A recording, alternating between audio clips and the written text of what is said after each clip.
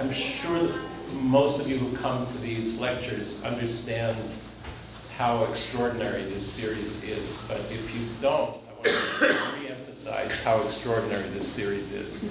There's really nothing like it going on, certainly in these so-called United States, but really anywhere. And it's quite a historical event, really, to have these people gathered over the years to ruminate and reminisce and rethink and think projectively and forwardly and backwardly about their relationship to Charles Olson and his thought.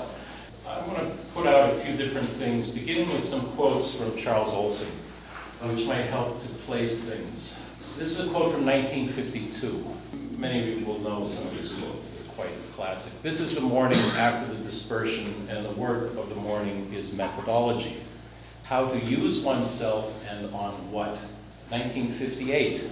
As the master said to me in the dream, of rhythm is image, of image is knowing, of knowing there is a construct.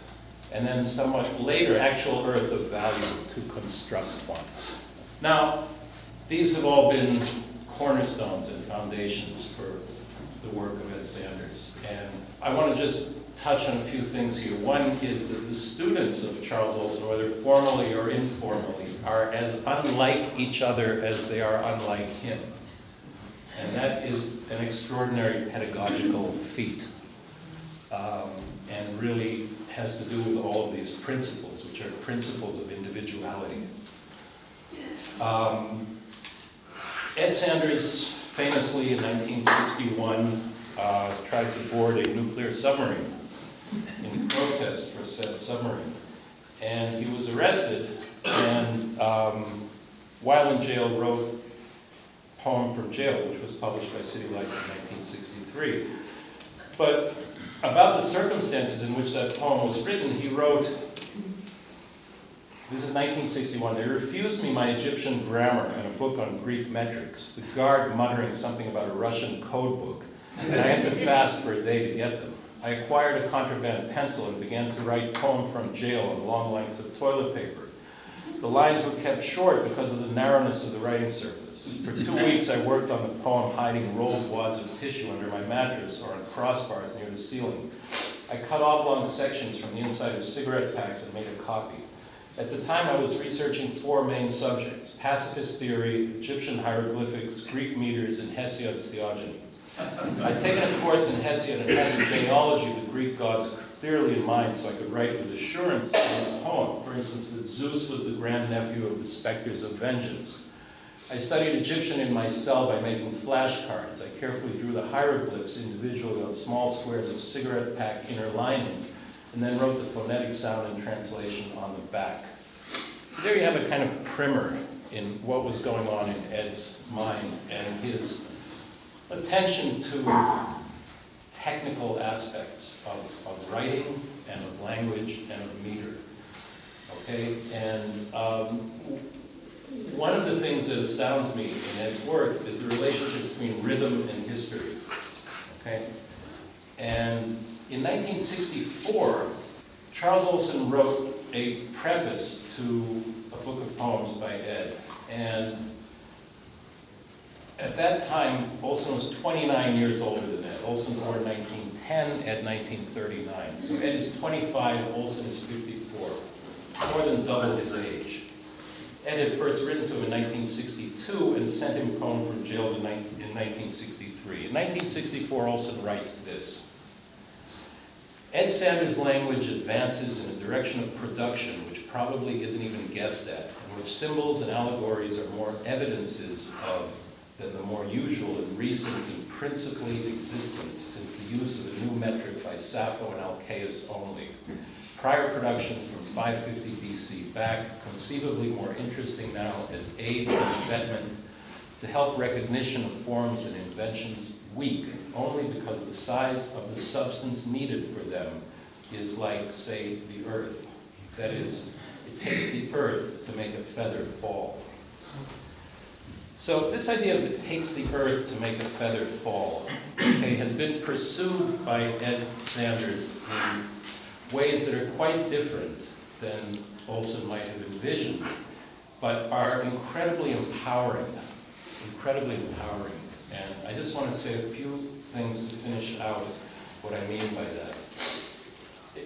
If you read Ed's longer narrative poems, you will notice a mastery of pacing. Okay, The Life and Times of Allen Ginsberg, for instance. About halfway through that book, Allen's life just becomes a kind of series of events. He's going here, he's going there, he's doing this, he's doing that. As that happens, you begin to realize, oh, the man is mortal, he's getting older. You get towards the end of the book, and it's crushing that you see him actually, that he's going to die. And in the Broken Glory book, in a poem of about 300 plus pages, about 150 to 200 pages of that takes place in RFK's last few hours. Okay, so everything is compressed into that final time of his life on Earth. So there's an extraordinary sense of pacing in his work, of how meaning gets made over time and what its effects are. And I'll just close with a few quotes from his masterpiece, Investigative Poetics, Investigative Poetry, which really is a primer for citizenship, I would say. Sorry,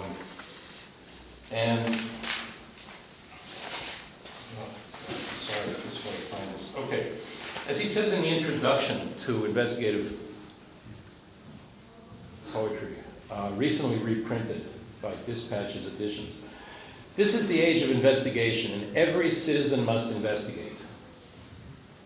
My statement is this, that poetry, to go forward, in my view, has to begin a voyage into the description of historical reality. There is no end to gnosis, the hunger for data.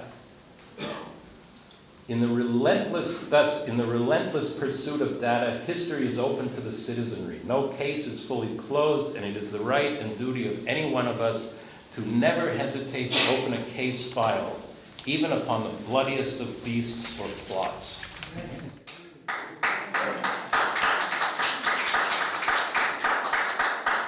And then, most importantly, he writes, lawyers have a term, to make law. You make law when you're involved in a case or an appeal, which is in Supreme Court decisions which have expanded the scope of personal freedom, opens up new human avenues. We make law. Bards, in a similar way, make reality. Or really, they make freedom, or they create new modes of what we might term eleftherarchy, or the dance of freedom. Yes. So with that, I will leave it to you. Gloucester becomes the flower. Gloucester, this is from Olson talking with Herb Kenny in late August of 1969, just before he realized he had his final illness. Kenny edited the book section for the Boston Globe and lived near Gloucester. And Olson said, Gloucester was the last shore. The fact that the continent and the series of such developments as have followed have occupied 300 and some odd years. Doesn't it take away that primacy or originator nature that I'm speaking of? I think it's an important fact. I use it as a bridge to Venice and back from Venice to Tyre because of the departure from the old static landmass of man, which was the ice, cave, Pleistocene man, an early agricultural man till he got moving, until he got towns. So that the last polis or city is Gloucester.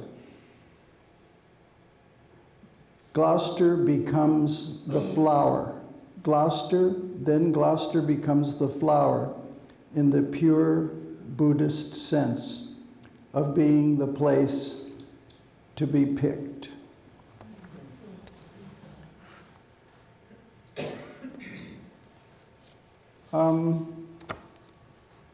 I will project some glyphs I have created tracing key points in Charles Olson's life and times.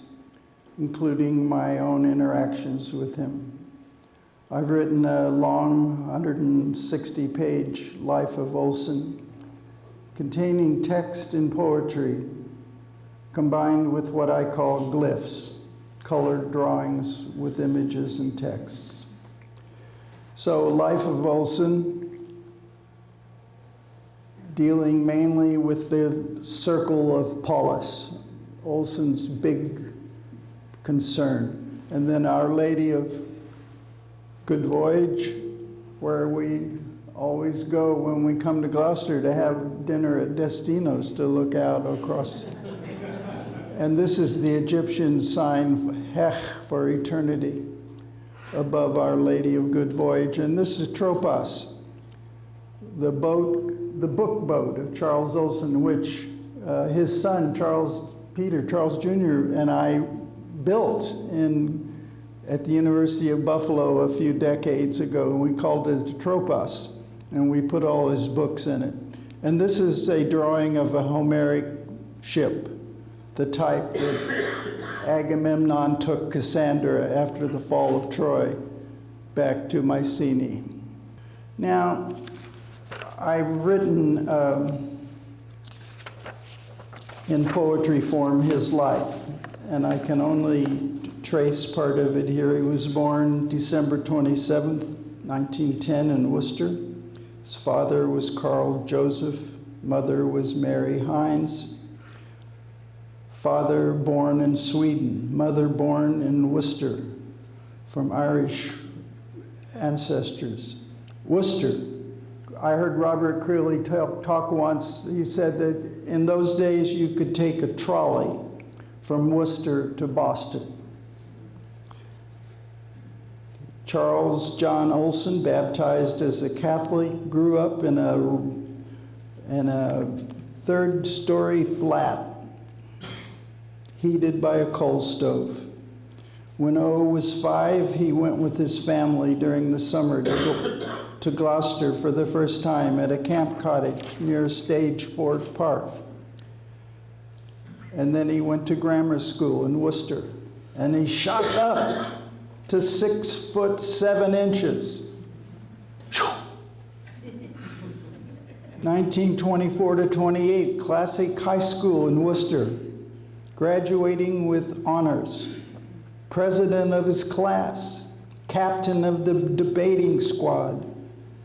He wins the New England Regional Oratorical Contest and third place in the national contest, and his prize was a 10-week tour of Europe.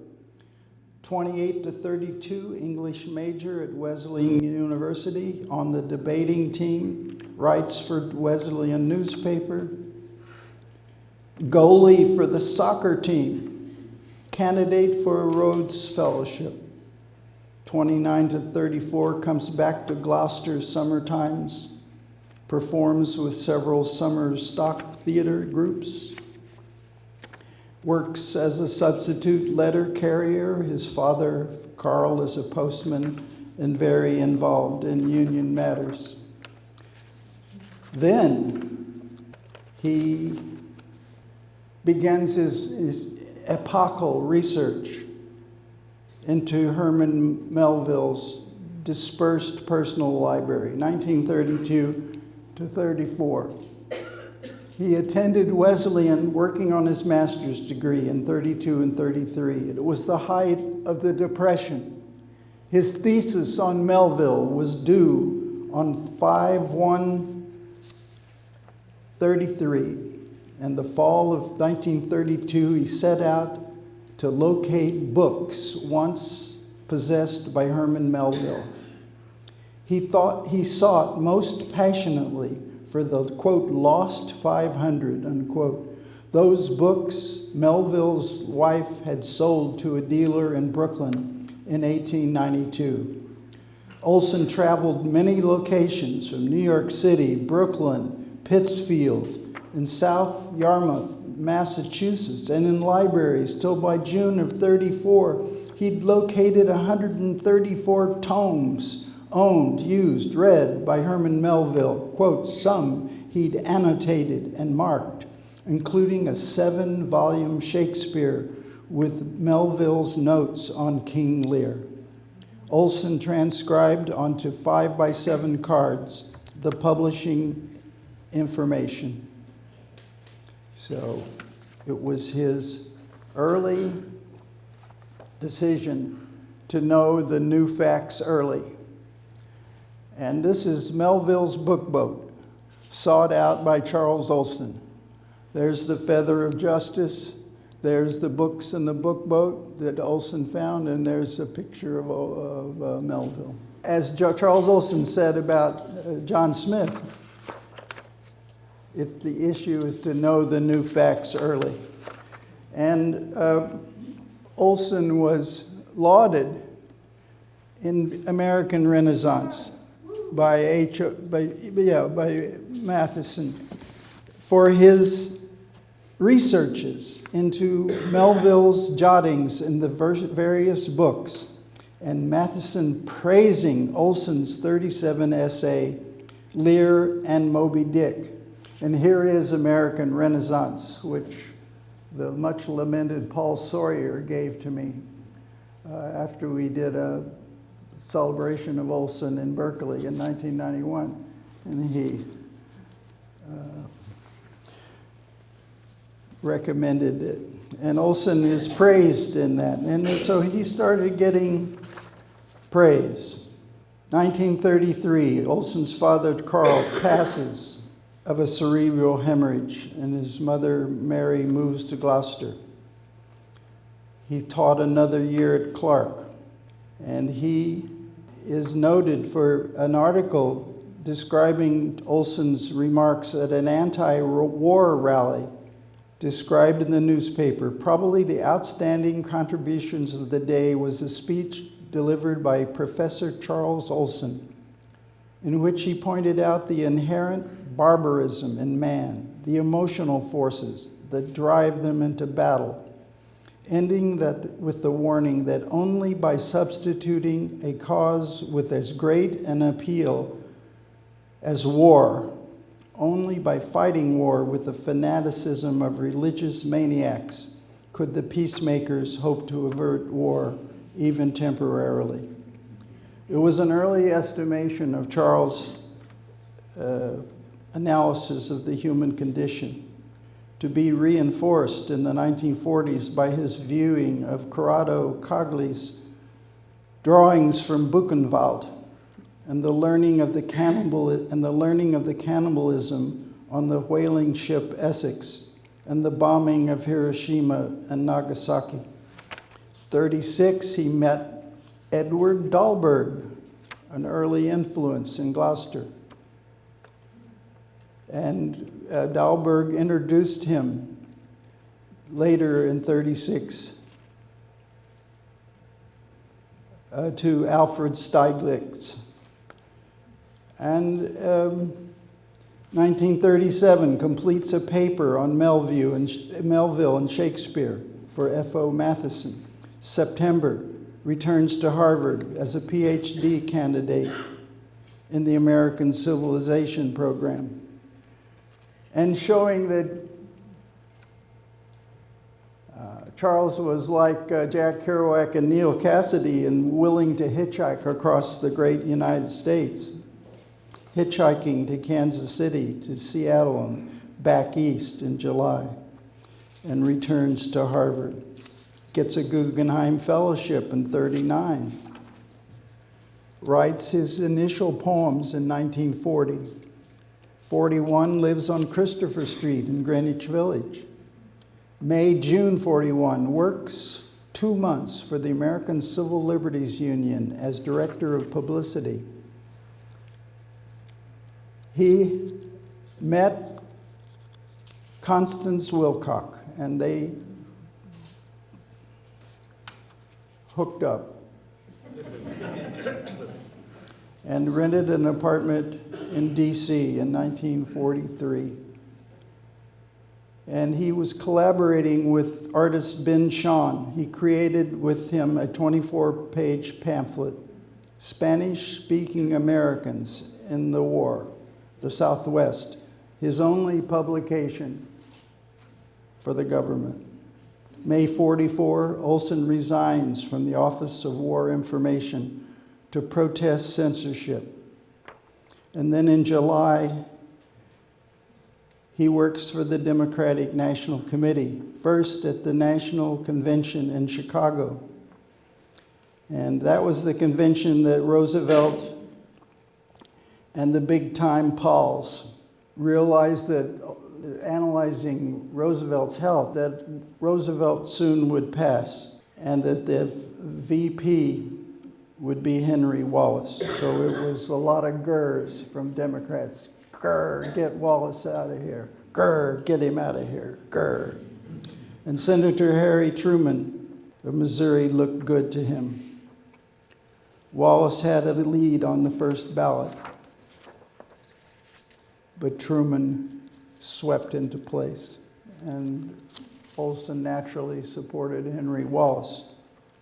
Olson went to the 1944 Democratic Convention in Chicago, keeping his fingers crossed that Wallace would beat out Truman for vice president. Toward the campaign's close, Olson designed and organized a salute to FDR at Madison Square Garden. Everybody for Roosevelt. This is a big deal that Charles Olson organized. And one of his duties was organizing this Everybody for Roosevelt rally. And here's a poster from it. And made sure the entertainers, including George Jessel, Frank Sinatra, and Ethel Merman, were comfortable backstage. He was a good organizer. He stood in the spotlight and personally introduced Frank Sinatra. Then after the election was over, Olson first read Ezra Pound. He and Connie were staying in Key West at the bungalow of the Hemingway house. And that wrote daily on Ernest Hemingway's very own desk, at which, for example, he'd written For Whom the Bell Tolls. And with Ernest's book collection still on the shelves behind where Olson was writing, he pulled down Hemingway's copy of Pound's Personae, his first reading of Pound, who was very much in the news, returning from Italy and accused of treason. Here's a photo of the look at those eyes, early 40s Olson, at the height of his heat and his genius. Just a chance. This is from Kate Olson's archive, and this is the lightning of creativity.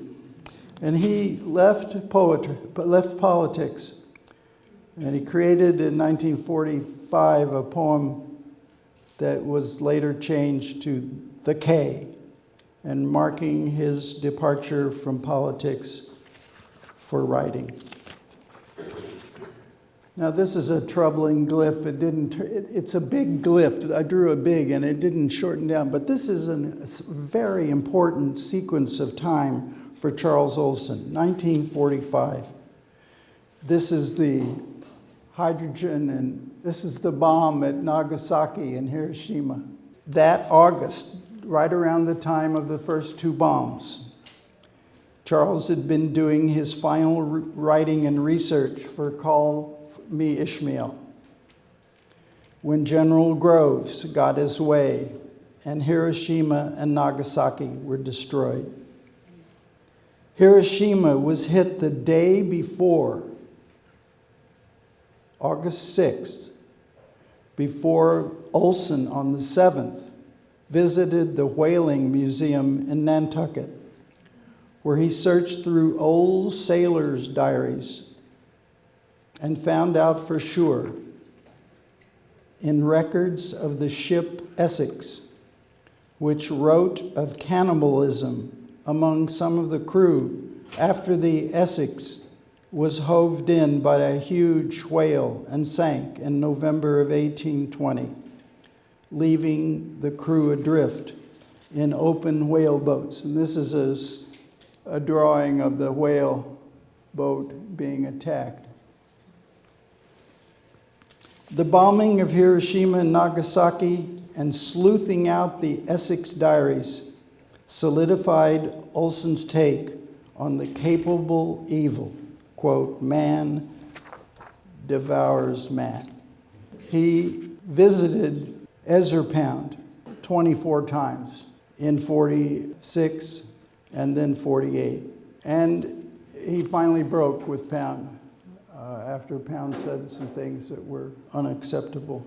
He goes to Key West and met up, Trip West. He goes to California in 1947, where he met up with Kenneth Rexroth, who introduced him to Muriel Rukeyser, William Everson, and urged by Rexroth to meet Robert Duncan. So he met Robert Duncan, and he also met the important geographer Carl Sauer in the Earth Sciences building of Berkeley. I remember when I walked with Charles to his 1965 lecture at the Berkeley Poetry Conference. We walked by Carl Sauer's cottage at the University of California campus, and Olson raised his hand in salute to Carl Sauer. Olson worked in the Bancroft Reading Room, searching through Gold Rush materials and looking for Donner Party data from studying the activities of John Sutter. This was in his first sleuthing investigative trip. You know, he was fascinated with the Donner Party. Later, like 21 years later, when I fixed him up with Janis Joplin on a date, and I listened to his conversation with Janis Joplin, and he was talking about the Donner Party. You know, reliving this 1947 sleuth trip to California. Anyway, Black Mountain College. The summer of '48 was organized by Joseph Albers. John Cage and Merge Cunningham were asked to come, plus Bucky Fuller and Willem de Kooning. It was one of those summers, like the Summer of Love, Monet's first Water Lilies, or the premiere of Hamlet. You might like to visit in a time machine. De Kooning had sold nothing in his spring show. Merce had left the Martha Graham Company and had not formed his own company yet. Robert Rauschenberg was on hand as for the discipline of Albers. And the faculty was scraping by on rainbow stew.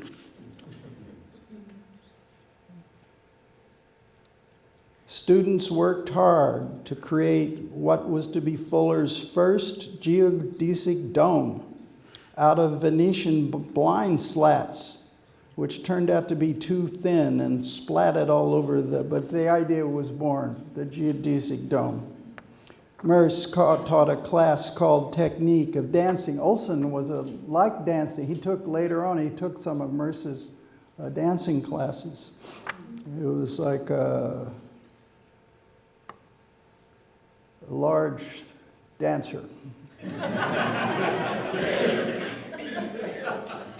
John Cage put on the Amateur Festival of the Music of Eric Satie.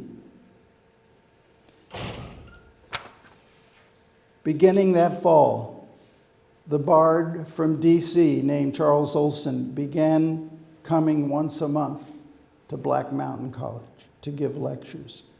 Meanwhile, Olson became involved and interested in the campaign of Henry Wallace for president on the Progressive Party ticket.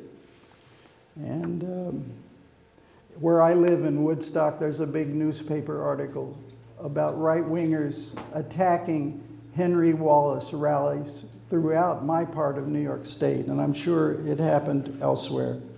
So it was a campaign doomed to total eclipse, but a very worthy cause.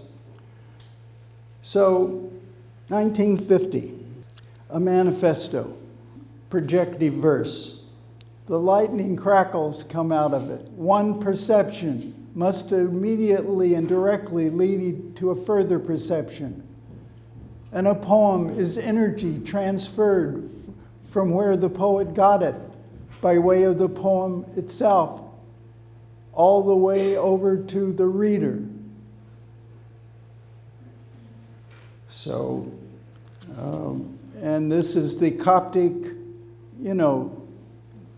vowels are the seed syllables of poetry. And this is a Coptic listing of the sacred vowels. And of course, the consonants are the click tracks, or the consonants t, d, th, ka, ga, ki, pi, beta, phi. Those are the drum beats of poetry. And Olson, in his magnificent projective verse of 1950, picked up on it. This is a glyph about the first Maximus poem, 1950. Vincent Farini in Gloucester wrote to Olson in D.C.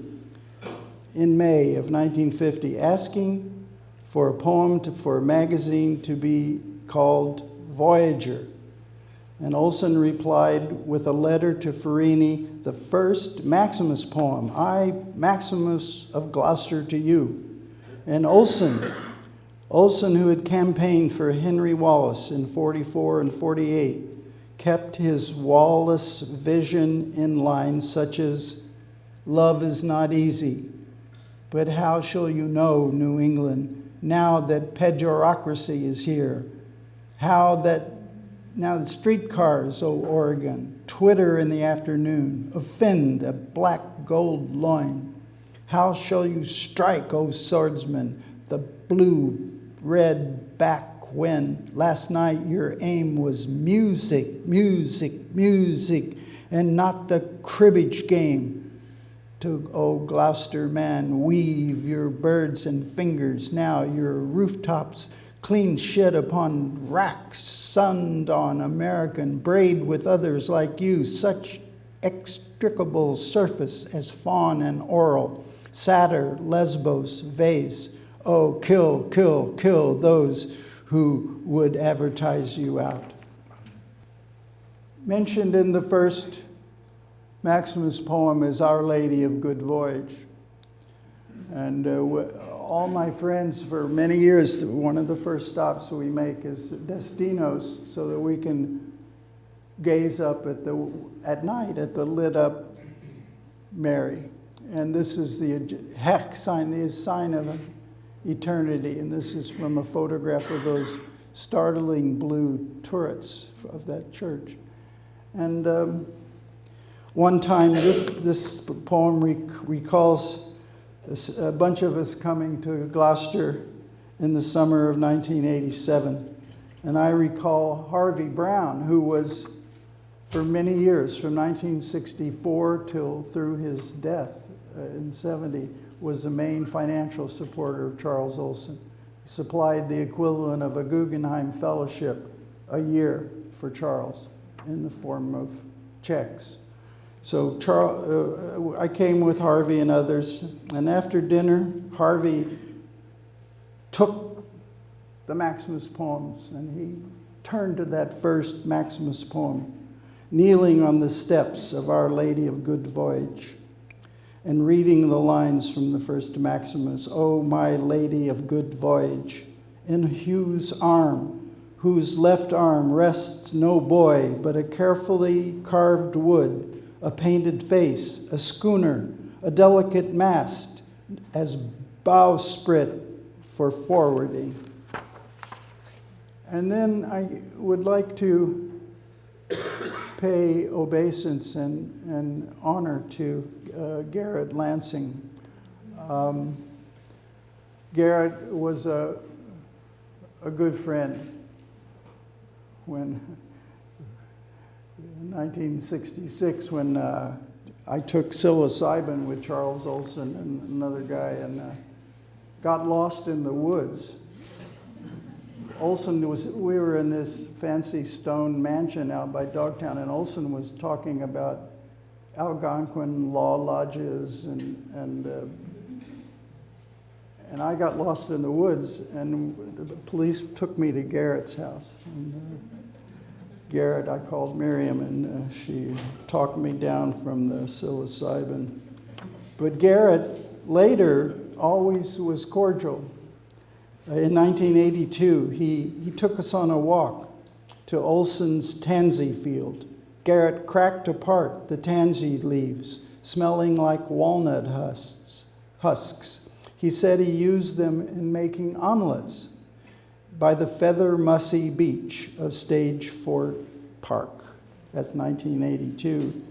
Tansy buttons, tansy for my city, tansy for their noses, tansy for them, tansy for Gloucester, and to take the smell of all owners, the smell, tansy for all of us. That's from letter 3. In December of 1950, Olson learned that he could cash in several $100s of retirement money from his year's work for the Gloucester post office. And he decided to withdraw it at once and spend the cash on a trip to the Yucatan. He and Connie had learned of a beach house in Lerma, rentable for $15 a month. But his mother passed away right in the middle of these plans, so he had to go to her house and dispose of her possessions, and then go back to D.C., and then headed by bus to New Orleans, where a Norwegian freighter took him and Connie to the Yucatan Peninsula, and then to a house by the seaside that there was their home for the next 6 months. So he was this hunger for actual glyphs, sacred writing. The Egyptians thought that the hieroglyphs carved on graves were actually alive and seethed with living motion. So he was on a bus, Charles Olson, headed south along the Gulf Coast of Yucatan, and saw out the window the ruin with a steep pyramid. He asked the driver to stop and let him off. As Dennis Tedlock puts it in his remarkable The Olson Codex, he works his way through the rubble of the ruin. He kneels to clear away from the face of a partially buried stone and finds what he has been hoping for: glyphs. I hunt among stones. So he was there, but he had to leave the Yucatan to return to the college, Black Mountain. But he said, I was very happy in Yucatan. I didn't want to leave, but I would love to continue. And Olson sent 46 letters to Robert Creeley using a typewriter he'd brought with him. Thank God for Robert Creeley there converting these letters into the Mayan, So he carried the glyph idea to Black Mountain the summer of '51. And they had a glyph exchange among the guest faculty. Ben Shawn traded Charles Olson a drawing of a glyph for Charles for a poem called Glyph. And then Catherine Litz created a dance called Glyph with a set by Shawn, music by Lou Harrison, and words by Olson. All hail the glyph. 51 was the year that Olson first posited the term postmodern. And I won't read the letter, it's in this little book I wrote, but he was the one that started it all. Postmodern, ah! Kate was born on October 23rd, 1951.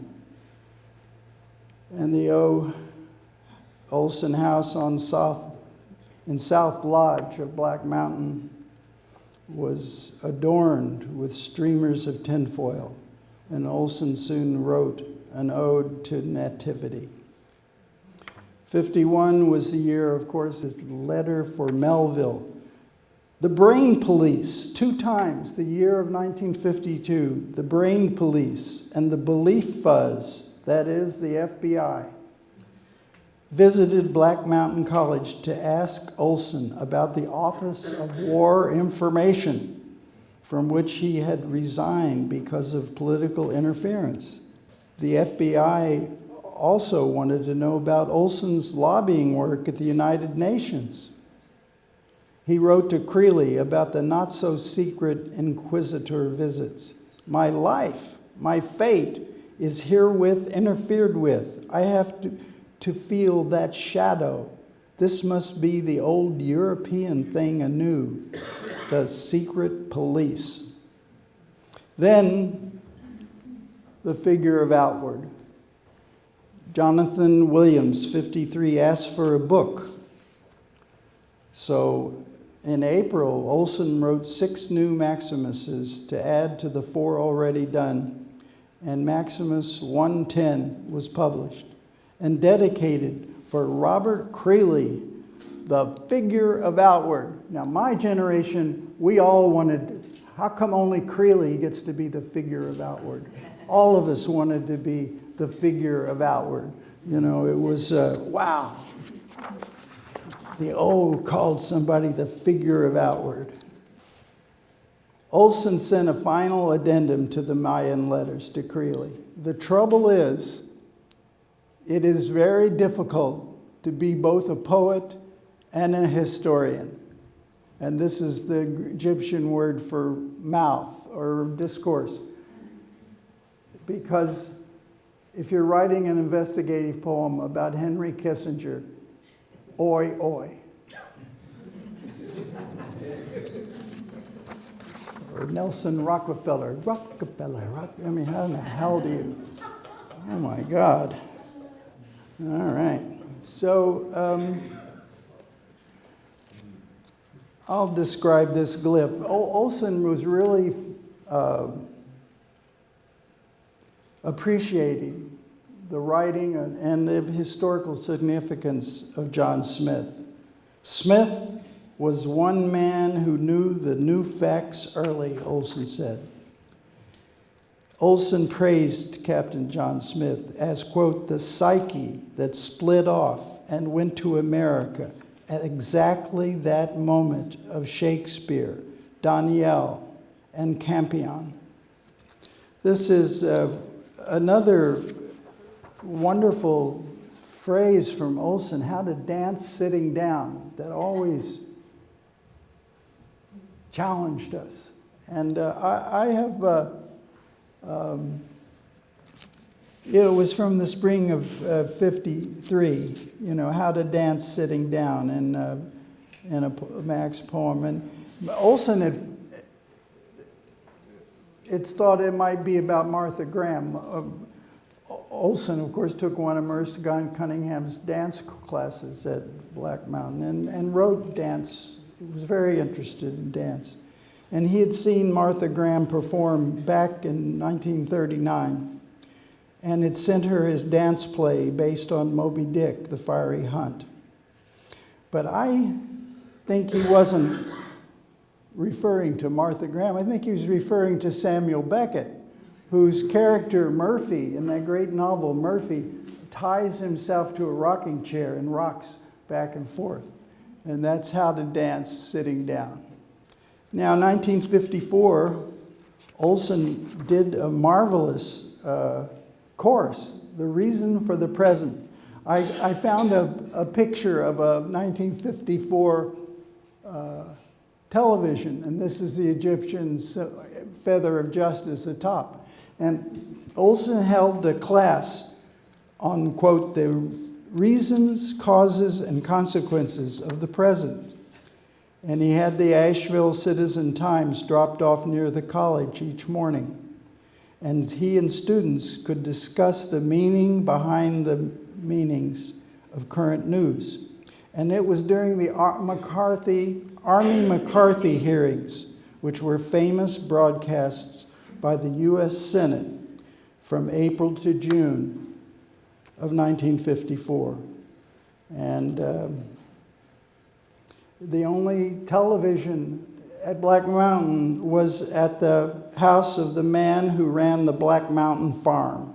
So they all gathered to watch Joseph Welch, his famous rebuke of Senator Joseph McCarthy. "You have done enough. Have you no sense of decency?" A remarkable new journalism probe of Charles Olson. He met a student named Betty Kaiser, and they were in a production together. Betty Kaiser as Solveig and Olson plus others in a production at Black Mountain of Peer Gynt. And Betty performed Stepan Volpe's setting of, quote, Solveig's song, and it was love. Then, in September, she was pregnant and went to stay with her sister in New Jersey, where she decided to have the child with Charles. October 54, he met during Hurricane Hazel. He met John Wieners when Olson read at the Charles Street Meeting House and gave out copies of the Black Mountain Review, including to 20-year-old John Wieners, just graduating from Boston College that year. And John enrolled in the last class at Black Mountain College. And Charles decided to live with Betty in early '56. And in March of '56, Olson arrived at Black Mountain with Betty and the baby, Charles Peter. That fall, Jonathan Williams published Maximus Poems 1122 and Black Mountain. February '57, Olson 5-day lecture cycle, The Special View of History, in which he said very interestingly, history is the new localism, a polis to replace the one which was lost in various stages all over the world from 490 BC on, till any one of us knows places where it is disappearing right now. Polis. He mentions it all over and over again in the early Maximus poems. Gloucester, where polis still thrives. Polis is eyes, very famous. So few have the polis in their eye. And then the Greek word polis for city-state, or for the Gloucester state. No Greek. And so I translated polis is this, to polis haute estin. An American is a complex of occasions, themselves a geometry of spatial nature.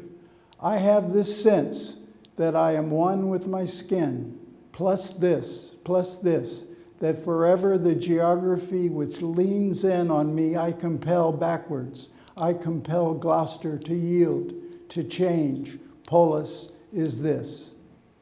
Maximus to Gloucester, letter 27, withheld. Polis haute estin. Polis haute estin. And he was, a lot of us like to forget our dreams. You know, I do. But Charles believed in his dreams. He had a primordial acceptance of Jung, I think. And he liked his dreams. And so in 56, and Homer says a dream is from Zeus. That's in the Iliad. So in his 1956 poem, As the Dead Prey Upon Us, he finds his mother in a dream, sitting in a rocker in the house in which she returns once a week. There's a blue deer also in the dream, and other entities, as he exclaims, quote, "O peace, mother, for the mammothnesss of the comings and goings on the ladders of life." And that poem, as a young student in New York City, went through my mind a similar mode of how Hal did. And then there is The Librarian, a dream poem in January. You know, it has those famous lines, "Where is Bristow? When does 1IA get me home? I am caught in Gloucester. What's buried behind Lufkin's diner? Who is Frank Moore?" That's a dream is from Zeus. Kai gar, tonar, ek dios estin. I wanted to solve the Lufkin's diner thing, and I found an image of it in that NET documentary on Charles. There's Lufkin's diner. I reddened up the Lufkin's, but there's what he's talking about. Find out for yourself. Moving to Gloucester. This is their house, the door and porch of the Bard, 1957, 1969, and there again is this Homeric ship, because you could look out the side window at Fort Square and see the water. And I always pictured a drawing of a Homeric ship out that window. And so he closed Black Mountain College because they had no money. And Betty looked for a place to live in Gloucester. And in July 25th, 1957, she wrote an excited letter, quote, "Have just found a wonderful, crazy apartment, the rooftops of Gloucester. No stove, no refrigerator, no heat, but light, Charles. Oh, Charles, the light. And a little balcony to look at the ocean and gulls, flocks of gulls. Right at the wharf, 28 Fort Square, do you know it? And now to Garbo and Grand Hotel." So shortly after the letter, the couple and young Charles Peter moved to the apartment at 28 Fort Square, which he kept all the way to his finality in early 1970. This is an image from Olson in 1959. He met Allen Ginsberg and Gregory Corso at a much anticipated reading in Boston or Harvard. And when I first met Allen Ginsberg in 1954, he told me he put up a sign, quote, "writing," unquote, on the front door of his pad. No one had telephones back then. To say he wanted to be allowed to write without disturbance. And later I learned that Olson had a, quote, "do not disturb" sign for the kitchen door at 28 Fort Square. May 59, Totem Press published Olson's letter in response to a letter to him from poet Elaine Finstein. On November 20th, the editor Don Allen visited Charles with Phil Whalen, Leroy Jones, Michael McClure, and Olson took him on a tour of Dogtown, the rocky terminal glacial moraine on Gloucester's edge, with ruins of cellars and old houses. And during the visit, McClure noted women in the distance picking low-lying evergreen boughs for holiday decor. And he told them in Dogtown the story of Andrew Merry, a sailor who lived, as O wrote, by Jeremiah Millet's house, and who successfully wrestled an ever-growing young bull, but it had become dangerous, so Merry ceased, but then invited by all his acquaintances to watch him wrestle the bull for a final time on a Sunday in 1892. Olson pointed out to the visitors the exact location of the bull's enclosure. But then after drinking on Saturday night before the Sunday encounter, Andrew Mary went out to take on the bull, and he was gored to death. After Allen and the others had left Gloucester that evening, Olson wrote Maximus from Dogtown 1, which was, to my generation, an incredibly seminal and important document.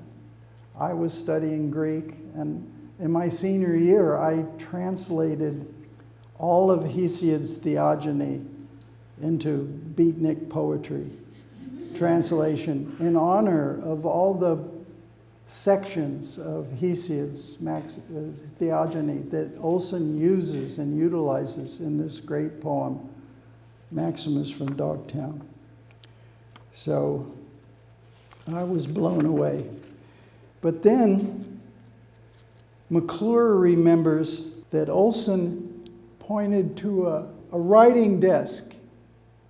He had a makeshift desk nailed to a tree in Dogtown near Gravel Hill by the entrance to Dogtown off Cherry Street, where Olson had his visitors to show them his chest-high board and supported by a crossbeam and post, and how he would stand at the writing tree, and on this occasion demonstrated with a tree branch to serve as a pen. And so the other day I asked Charles Peter, I asked the son if he remembers his father's writing desk nailed to a tree near Gravel Hill by the entrance to Dogtown off Cherry Street. And he replied, "No recall regarding the tree in Dogtown. My only memory is when my mother told my father to move the car when we were in what was an open field in Dogtown. And my father was so preoccupied, he ran over my foot as I sat at the edge of the dark dirt road." But anyway, I always thought of this writing tree. Olson's, I wonder if it might not still be there, but it might be worth going to sleuth it out. And this, of course, is the Bull of Minos, which I transferred to the Bull of Dogtown, killing Andrew Mary, trying to wrestle him. This is Betty. Charles, it's like if you have a pretty wife or a beautiful wife, like I have, you know, Chris Christopherson, you know, anyway, it's a long, it's a long story, but when they went when Olson took them on a tour of Dogtown to go to the spot where Andrew Mary wrestled with the bull in 1892, Phil Whalen was tired. So Phil Whalen was taking a nap at Olson's house while the others were going for their trip, learning about Mary's battle with the bull. And Olson speculated about this great poet, Phil Whalen's motives of staying behind in his house. But Phil was just tired. He was not that erotic, actually. So,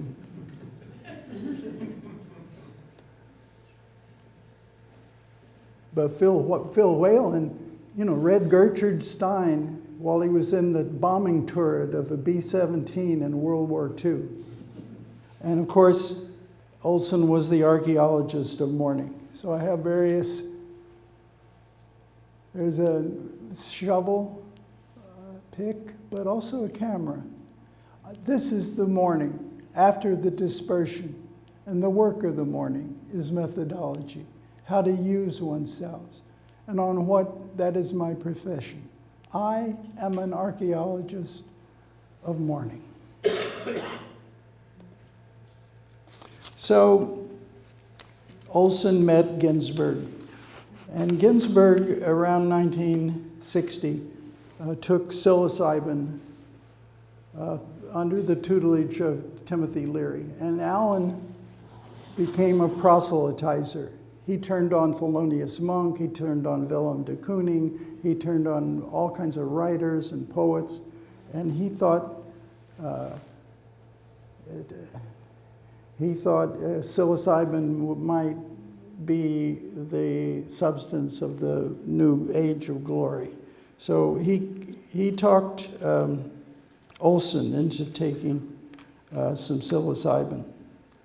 And so Olson drove to Cambridge and then was brought to the, quote, mushroom house in Newton, Massachusetts. And Olson recounted later, when I took it, I was so high on bourbon that I took it like it was a bunch of peanuts.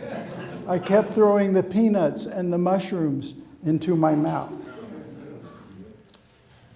But one experience Olson had on psilocybin is that he felt he had the experience he was in a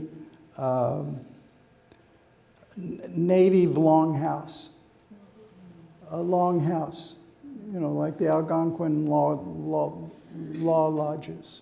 And when I had an experience on psilocybin later, 6 years later, in 1966, he also told me that he felt like he was in the Algonquin Law Lodge.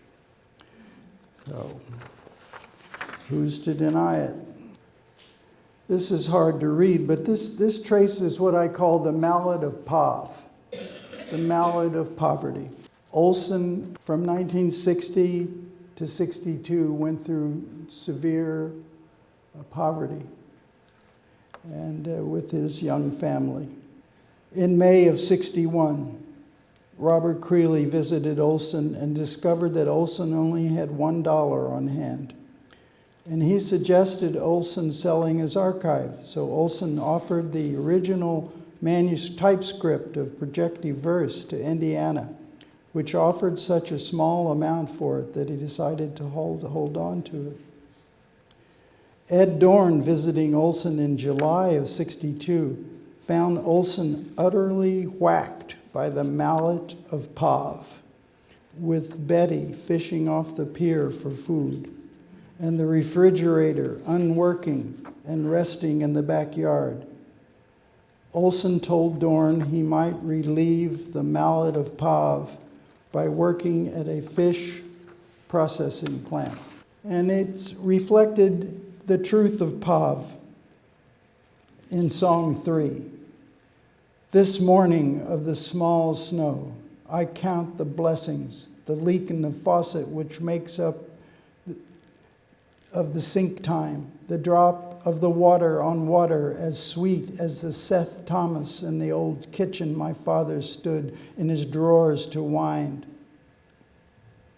He forgot the 30th day, as I don't want to remember the rent. A house these days so much resembles so much somebody else's, especially Congolium's, or the plumbing, it doesn't work. This I like. Have even used paper clips as well as strings to hold the ball up and flush it with my hand, but that the car doesn't, and no moving thing moves. Without the song, I'd void my car up. The music cracker of all ownership. Holes in my shoes, that's all right. My fly gaping, me out at the elbows. The blessing that difficulties are once more. In the midst of plenty, walk as close to bear. In the face of sweetness, piss. In the time of goodness, go side. Go, smashing, beat them. Go as near as you can. Tear in the land of plenty. Leave nothing to do with it. Take the way of the lowest, including your legs. Go contrary. Go sing. Out of that comes a marvelous chant of Olson. He who walks with his house on his head is heaven. He who walks with his house on his head is heaven. He who walks with his house on his head.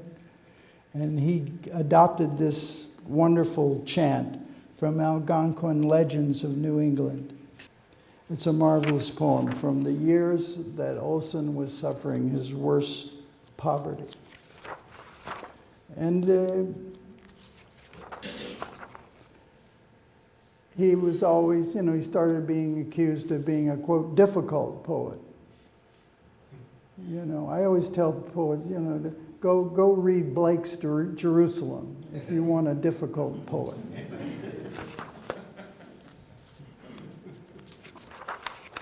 Because here's an example of a poem. You can pick at random almost any poem of Charles Olson in the Maximus poems. And if you dig into it, if you use George Butterick's magnificent guide to the Maximus poems, or other compendia, other essays, you can find from every Maximus poem something interesting and wonderful. I just took one example. A hant or haint on Fort Hill. Maximus to Gloucester.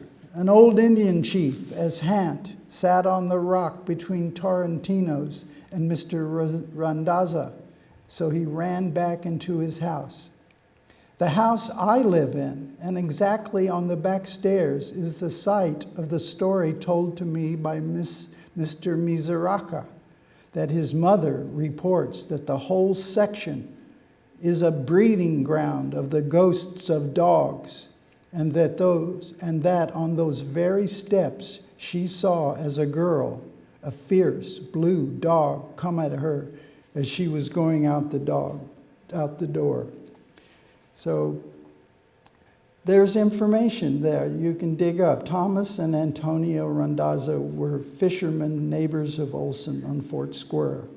In Olson's word, on Randazza's side of Fort Hill, an Indian chief is buried there.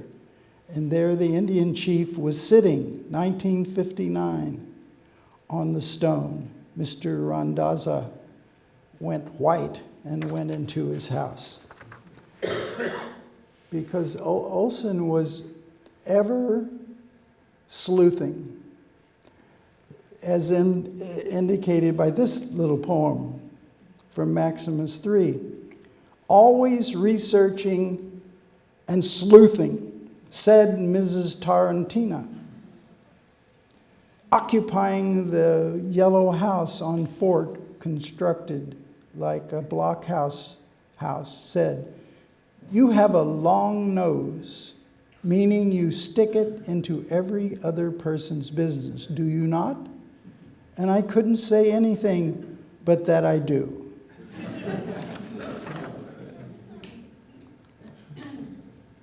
So, in 1953 through the fall of 1963 through the fall of 65, Olson was at a professorship at the University of Buffalo. He went to the Vancouver Poetry Festival the summer of 63. And his pay, $900, which he could really have used. And then at the Vancouver conference, Olson was offered a distinguished professorship at the newly founded SUNY Buffalo, by a classic scholar and writer named Al Cook, who'd been brought to SUNY Buffalo to chair the English department and to organize a writing faculty. So the job would begin in just a few months, and Olson, still in Vancouver, accepted. His wife, Betty, opposed the move very strongly and refused to go to Buffalo, though later relented. And the three, Charles Peter and Charles and Betty, settled into a fairly fancy mansion, the Hooker House, in nearby Wyoming. And Olson began teaching in the fall of 63. And he was enthused by the black mountain-eyed gathering of students, followers, and listeners. Betty disliked being trapped in a rural house, however much a mansion, with Olson, for instance, tarrying with students at Oneto's after class. The death of Betty, March 28, 64. Betty drove that day to the nearby town of Batavia, purchased an Easter basket for Charles Peter, went to a movie, then drove on icy roads back toward Wyoming. It was after dark. The VW crashed into an oncoming truck, crushing her chest, unconscious when taken to the hospital, where she passed away not quite 39. It was just 10 years after Betty had performed Stepan Volpe's setting of a song from Peer Gynt at Black Mountain. And that spring, Olson was the proponent of finding out for yourself, digging up the past by your own fingernails. So he roamed the site of Betty's final crash, looking to clearly discern what had happened, worried she had killed herself and that he had not cared for her enough in person. Then I did a glyph of a smashed Volkswagen Bug. Harvey Brown was a son of a wealthy family in Cleveland who was something to do with machinery that dug out canals. Anyways, a lot of money. So he was 27, and he had grown up fascinated with jazz and founded a recording company. And he was what you could call shy bold, and filled a number of notebooks with his own poetry, was very shy about it. And Harvey stayed with Jack Clark, a professor at the SUNY Buffalo, a poet, good friend of Olson, and Harvey Brown began auditing Olson's lectures. And then he founded Niagara Frontier Review, and soon, prodded by Olson, formed Frontier Press, which between 66 and 71 brought out 25 books. One of the first was my very own Pisai poems, with an introduction by Olson. And he started supporting. He realized that Olson had no visible means of support except by this college gig. And when Olson decided to leave the college gig in 1965 in the fall, Harvey started sending the equivalent of Guggenheim Fellowship every year, about $20,000 as I understand it. And this is a book boat from Frontier Press, some of the books that by Ed Dorn and others that Harvey Brown published, a magnificent press. So there was a Spring Arts Festival, and Olson invited Wieners to join him in Buffalo. And I was invited to go to the Spring Arts Festival, and then was invited to give a poetry reading with Olson and Wieners at the Lockwood, at the Student Union. And there's the clipping from it. It was a remarkable reading. I noticed that Olson read with a kind of riverine Scottish burr flow. It was a beautiful, I'd never really heard him read him. I guess I heard him later on I heard him at the Berkeley Poetry Conference. Anyway, Olson, there was a place called Oneto's in Buffalo where all the students in Olson met after readings.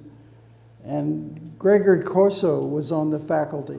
And Corso insisted on smoking pot at this place in Buffalo called Oneto's. And so Charles, he says, oh, Corso's going to get us blown out of here. So he lit up some Asmodoro asthma cigarettes, belladonna cigarettes, and blew giant clouds of puff to cloud over Corso's pot smoke. Corso's going to get us blown out of here. And after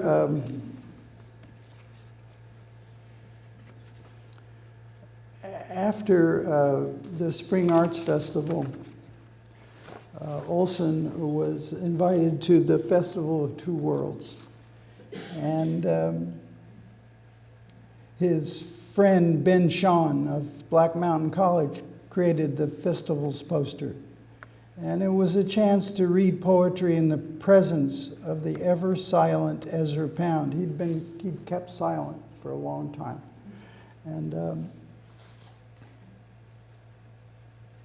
Olson translated something called the Song of Ulukumi, which is a Hittite religious chant to impress Olson, to impress Pound. And you know, after the reading at an outdoor cafe, Olson expounded on something I had written to him. I corresponded with Charles quite often, and we were discussing how he could talk to Pound. And I said, Olson expounded on something I had written to him about a vision of Pound at 80, embarking on a, quote, revival of life and 15 further years of power, unquote. And Pound replied to Olson, Sanders has a sense of humor. John Wiener sent me a postcard from the festival on June 29th, which is right here. And it was all ebullient. We stay in an 8-room hotel just opened, commanding full valley view, an aqueduct built in 13th century. All are here. So, anyway. So then came the Berkeley Poetry Conference, which many of you know a lot more about than I do, although I did give a reading there and got to hang out a lot with Olson. And Olson gave his famous July reading.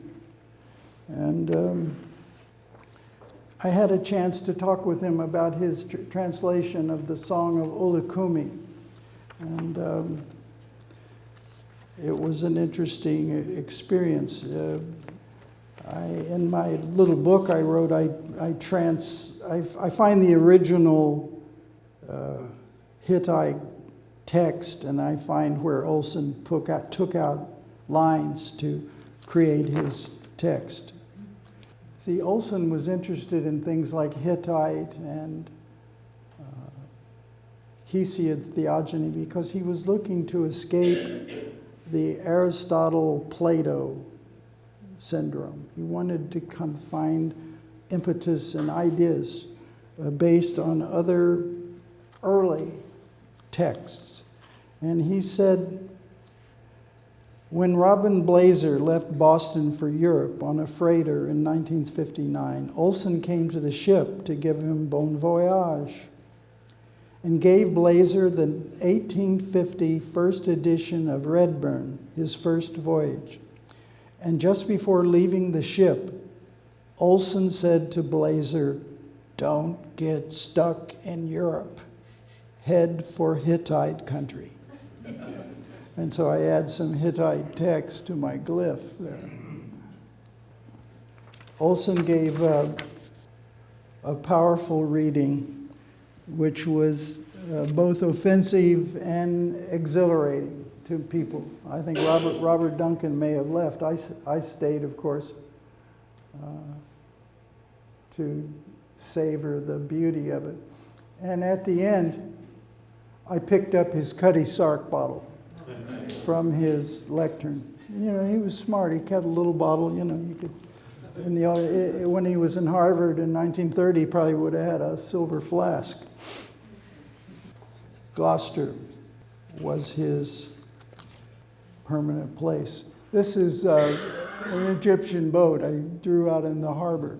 This is from Kate Olson's archive. This is looking out the window at 28 Fort Square. Olson wrote a series of letters to the editor of the Gloucester Times that were printed. And in the fall of 1965, I was preparing a new issue of my magazine, Fuck You, a magazine of the arts. And I had acquired a bunch of great texts. And Olson submitted a text. And he also sent me this letter that he had been published in, called A Scream to the Editor, about the tearing down of the Solomon Davis house. And I kept, this is all that's left after 50 years of residing in my archive, because I wrote to Philip Well, the editor at the Gloucester Times. I wanted 500 copies of this letter to staple into every issue of my magazine as a scream from Olson. But he said that it had been a popular letter, and he didn't have 500 anymore. So it was a scream to the editor. Moan the loss, another house is gone. Bemoan the present, which assumes its taste. Bemoan the easiness of smashing anything. Moan Solomon Davis's house, gone for the YMCA to build another of its cheap, benevolent places bankers raise money for, and who loan money for new houses. Each destruction doubles our loss and doubles bankers' gains when 4 columns. So that's December 3rd, 1965, and here's a picture of the Solomon Davis house. My bookstore was raided in early 1966, right when I was trying to get all the getting copies of this Scream to the Editor letter. I wanted 500 copies from the editor of the Gloucester Times. Right as I was trying to get that, the police raided my bookstore and took away thousands. I mean, now I see on the internet, these fuzz took away like $50,000 worth of archive, you know, but I never could get it back. But so I told Olson about this, and he said, "Call on me for anything, money, attestation. I can't see how you can have any trouble at all. But if it is a matter of your life and freedom, sir, I'll walk to appear in court in Manhattan for you. Love, O." All right. Panagrady rented a house in Gloucester in the summer of 1966. Now, before that, I had tried to trigger off a relationship between Panagrady, who was a supporter of the arts. She liked to throw fancy soirees for Norman Mailer or for the German group of Group 47 or Gunter Grass, or, you know. And I said, why are you supporting these prose writers when there are great poets you could support? And I mentioned Charles Olson. So she finally rented a house in Gloucester in the summer of '66, but she on the edge of Dogtown and the Dennison house. But John Wieners, meanwhile, had crept in and had a relationship with Pana. So in early October, Ken Weaver and I came to Gloucester to see Charles. And he was using the Black Mountain stamp as the doorstop for his pad. It was interesting. And he had to clear, he wanted to make his tea. He had to clear stuff off the kitchen stove to make his tea. And we decided Tim Leary had given him a vial of psilocybin. And also, Leary had given him a vial of pure LSD. Now, I knew enough about LSD. You take 250 micrograms. I mean, you don't. He said, Olson handed it to me and says, "Want a swig?" I said, "Swig?" I mean, that you can't. So we decided not to swig off of the LSD vial, but he had these little orange pills, psilocybin. So I took 8, and Olson was 6'7", so he took like 14, and we decided to drive out. We were at his house on Fort Square, and we decided to drive out to and this is well drawn in my book. This is driving to Dogtown or to Riverdale, and I thought, wow, I'm freaked out until we took this. I was having visual problems with this psilocybin, but I thought Olson's going to be cool. But I looked up and he was driving, but he had turned into Poseidon with tridents and gewgaws in his hair and fish, and I thought, oh my God. And then he looked over at some boulders at the side of the road, and he said, "Woo, look at the elephants." So I knew we were in for an experience.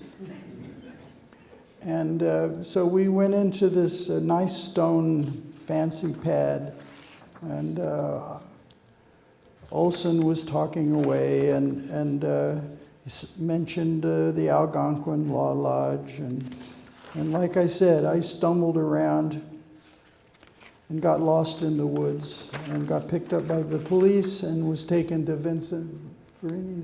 taken to Garrett Lansing's house, where I called my wife Miriam. She used to talk me down from weird trips. Like one time at a Howard Johnson in Cleveland, some bikers had slipped us STP. So anyway, she was my talk down person in the 60s. In the fall of '66, Olson and Panagrady took the Empress of Canada from Montreal to Liverpool. And Olson brought his researches and all-night conversations to Europe. And I received a Christmas card from Pana and a handwritten text. Charles and I are taking a lovely big house in Regent's Park for the next half year. So you'll have to come visit. So he did write a poem for Maximus 3, but he had a heart attack in Berlin, I think. And frightened for his life, he stayed in bed a few days.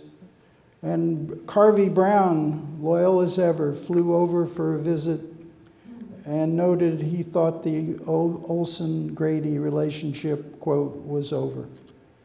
So he returned in July '67 to Gloucester in time for what they call the Summer of Love. So maybe this is going on too long, I don't know. He wrote This is another glyph about something he wrote around the time he gave the Beloit poetry lectures in March. And it's key to his understanding his evolution. He said, wholly absorbed is this huge lake, the big inner lake, indicated by the blue glyph lines, the inner lake. Wholly absorbed into my own conduits to an inner nature or subterranean lake, the depths or bounds of which I more and more explore and know more of, in that sense that other than that all else closes out, and I tend further to fall into the beloved lake. Janis Joplin. I was friends with Janis Joplin for the final 3 or 4 years of her life.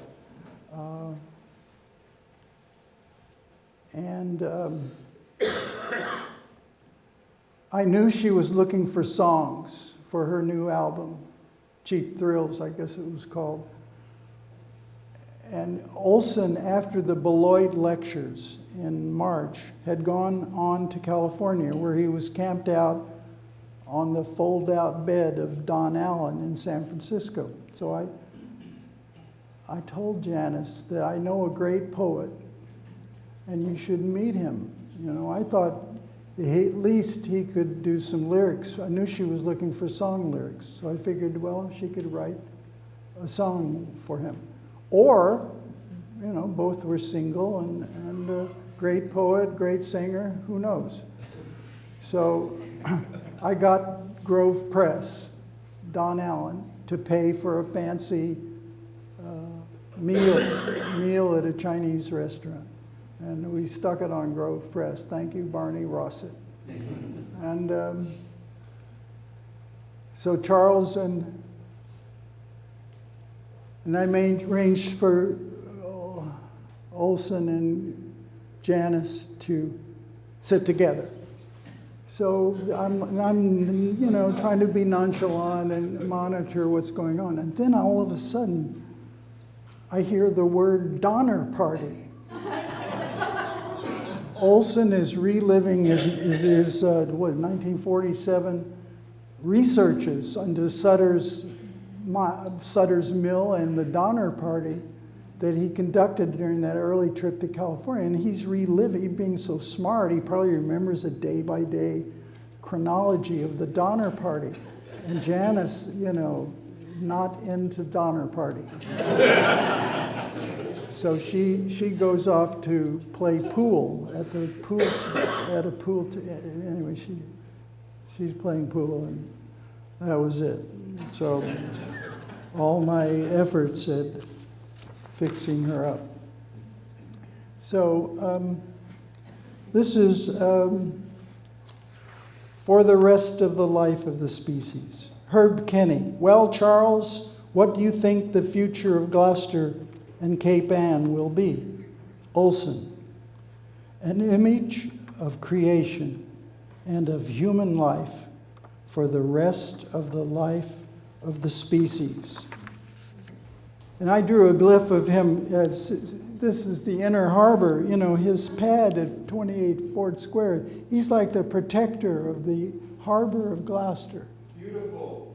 So Olson says, to Herb Kenny, you can never lose to the city council if your case is love. I even helped in that marsh fight over on Essex Avenue. The state refused the permit, happily, because of some Aquarian life they claimed might be destroyed. August 1969. And then Gloucester as the last polis. To Herb Kenny in late August. The migratory act of man ended in Gloucester because Gloucester began this continent, so that the last polis or city is Gloucester, see? Therefore, I think that in a sense, man now is either going to rediscover the earth or is going to leave it, whichever way you read it. Then Gloucester becomes the flower, in the pure Buddhist sense of being the place to be picked. The fire sermon, the truth, the truth, the truth figure. And this, of course, is the Egyptian, is Paulus' eyes. Paulus's eyes. Charles hooks up in late summer, early fall of '69 with Charles Bower, who had been one of his students in Buffalo. And he invites Bower to his pad, to Gloucester. And Bower went out for sandwiches and noticed there was no reverse in Olson's beach wagon. Bower, I was visiting here and I had to borrow his beach wagon, which had no reverse on it. I went out to get some sandwiches. All of a sudden I discovered there was no reverse. I came back and I said, there is no reverse on your car. And he looked at me as if there should be no reverse on any car and said, let me tell you something. Never get yourself in a situation where you have to go backwards. So then he goes to Bower's house in Mansfield, stays a couple of weeks, and he seemed determined to reside with Bower. And Bower arranged, probably just to get him out of his pad, arranged a teaching position in the English department as a visiting professor. And Olson held a series of graduate seminars which lasted for 8 weeks. But by November, his health became an issue, such as a continuing pain in the left side of his face and a hurtful earache, so that a week after Thanksgiving, he entered Manchester Memorial Hospital for tests. His pain increased, and after 3 weeks in the hospital, a biopsy revealed a cancer of the liver.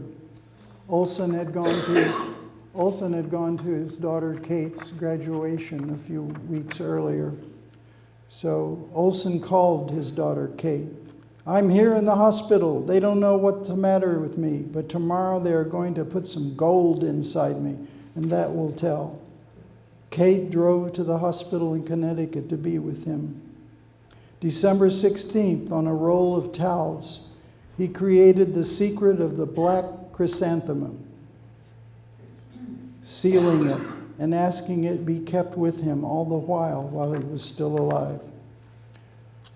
Wanting another 10, I really wanted 10 more years to look and listen and write, he said to a friend. No doubt to, quote, finish, unquote, the inexhaustible Maximus, and to enjoy, as he earlier said, quote, this earthly paradise. December 18th, Harvey brought Olson by ambulance from Manchester to New York Hospital, hoping for a miracle or a liver transplant. Kate was at his side when I first visited him at New York Hospital. They misplaced his dentures in the X-ray department. Late 69, very early 70, he sat holding forth in a 12th floor solarium, covered with a serape, perhaps the one Jonathan Williams photographed him wearing back from the Yucatan in 1951. A young woman, also a patient, vowing that she was going to survive. O's roommate, Olson told me, was a businessman who checked his stocks every day. A New York book dealer showed up with a stack of Olson's books to sign. I visited as often as I could. I was busy lining up a book contract to cover the Manson Group's upcoming trials and doing a lot of research on what they called the Tate LaBianca murders. A few copies of Charles Olson's Letters for Origin, edited by Albert Glover, just published, were on hand in Olson's room. Olson signed my copy, quote, "Like my writing, which sticks up forever, the writer, Zoe," Greek, Zoe, for life. The oboe departs. He passed away January 10th. And when my own mother passed away in 1957, I saw in the sky a skyboat, which I thought at the time was bearing my mother away. And this is the O-boat departing. I'm going to hate to leave this earthly paradise. He really liked to live. He was arguing and talking with, when you visited him, he was willing to talk about the latest politics, when you visited him in New York Hospital. And here's another picture of the O-boat above Thatcher Island at Bass Rocks. And Charles Jr. told me the other day that out of a chasm at Bass Rocks, he's pulled a big boulder, dark boulder, and he's placed it next to Olson's and Betty Olson's gravestone in the cemetery. Invites people to come take a look at it. I'm not sure what his plans are for it. Maybe the slate one is cracking, and maybe he intends to use it and the O-boat, back in '83 when I gave the Olson lectures at the University of Buffalo, Charles Jr. came along and came to sit in on them, and he and I built the good ship Tropos, where we stacked all of Olson's books that we had, and it was Olson's book boat. So the Olson book boat, Call Me Ishmael, The Post Office, Y&X, Projective Verse, Letter for Melville, In Cold Hell and Thicket, Maximus Poems, Mayan Letters, more Maximus Poems, Orion, The Distances, Maximus Poems 1960, Human Universe and Other Essays, Reading at Berkeley, Selected Writings, Maximus Poems, The Maximus Poems, Volume 3. Quite a boat, a wonderful boat, a beautiful boat. This is the card that the funeral home gave out for his funeral. And we went to his viewing, and he was resplendent in that new white fancy suit he purchased. And the night before the funeral, in the funeral home, he lay in a white linen suit in an open coffin. A sturdy, white-haired guy with a furrowed and weathered face, whom I thought might be a local fisherman, walked close to the quiet bard and exclaimed, "Charlie, you're beautiful." And I agreed. A glyph of the gravestone. I heard that Kate Olson, the daughter, came up with the idea of having a slate.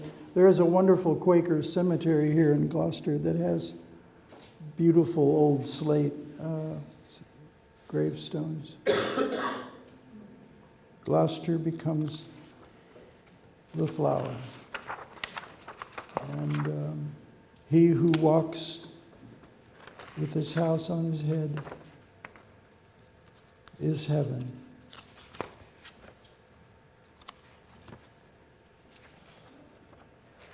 He who walks with his house on his head is heaven.